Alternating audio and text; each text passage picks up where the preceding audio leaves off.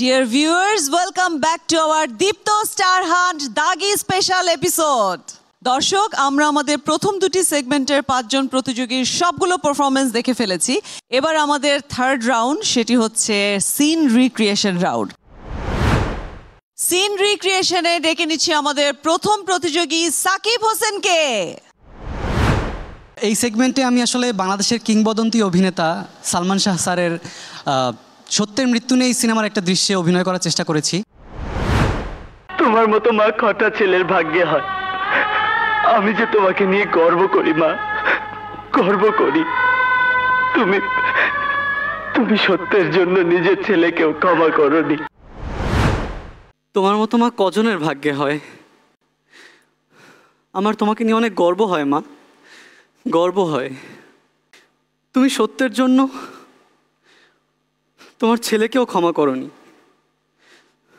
তোমার নাম তো ইতিহাসের পাতায় লেখা থাকবে মা। মা, ছেলের কবরস্থানে মুসলমান মেয়েদের যাবার আইন আছে কিনা আমি জানি না, কিন্তু আমার কবরে তুমি এসো মা। আমি কবর থেকে তোমাকে দেখে খুব শান্তি পাবো। আজ যে আমাকে বলতেই হবে মা, আজ যে আমার বিদায়ের দিন, আজ আমাকে সব কিছু বলতেই হবে মা। যে খুনটির জন্য আমার ফাঁসি হতে যাচ্ছে, সে খুনটি আমি করিনি মা। আমি তোমাকে স্পর্শ করে বলছি মা, সে খুনটি আমি করিনি।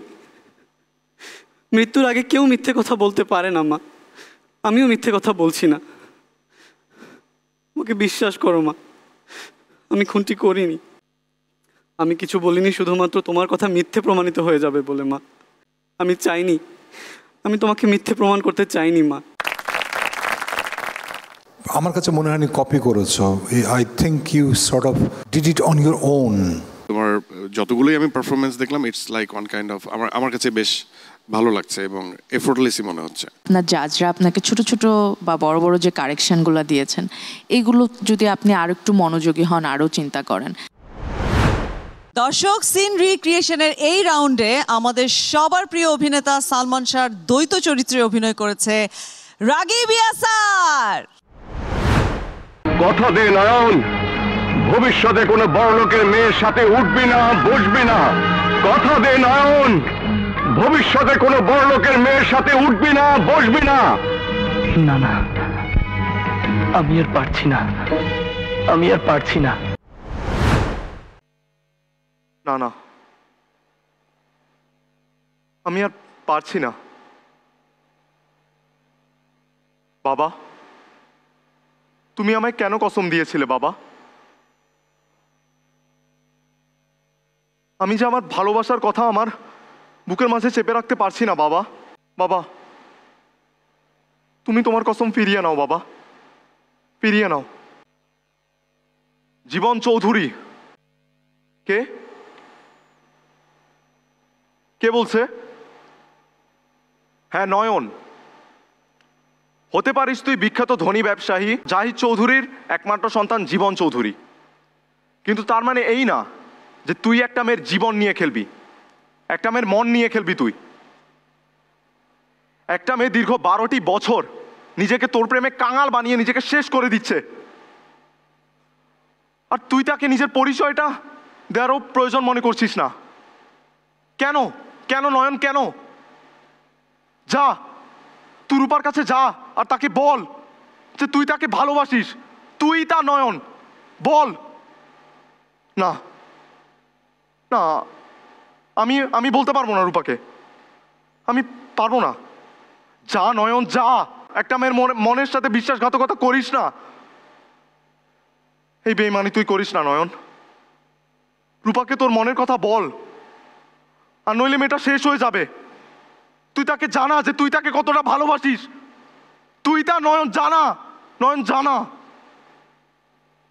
হ্যাঁ, আমি নয়ন, আমি রূপা নয়ন, আমি নয়ন, আমি রূপা নয়ন, আমি রূপাকে ভালোবাসি। রূপা, রূপা, আমি তোমাকে ভালোবাসি। রূপা, রূপা। ও যে সিচুয়েশনটার মধ্যে আছে চরিত্রটা, সেটা যদি একটু ফিল করতে পারতে, সেই ফিলিংটাই পাইনি। যদি আমি বলি ওইটাকে অনুসরণ করা, সেই জায়গা থেকে অনুসরণ ভালো মতনই আমার ভালো লেগেছে। লেবুর যে পারফরমেন্স লেবু বিক্রেতা হিসেবে, সেটার থেকে এটা অনেক বেটার। সিন রিক্রিয়েশনের এ পর্যায়ে আমরা ডেকে নিচ্ছি মারিয়া আক্তার মৌকে। আমার ক্যারেক্টার ছিল স্বামী স্ত্রী যুদ্ধ সিনেমাটির শাবনূর ম্যামের একটা ক্যারেক্টার।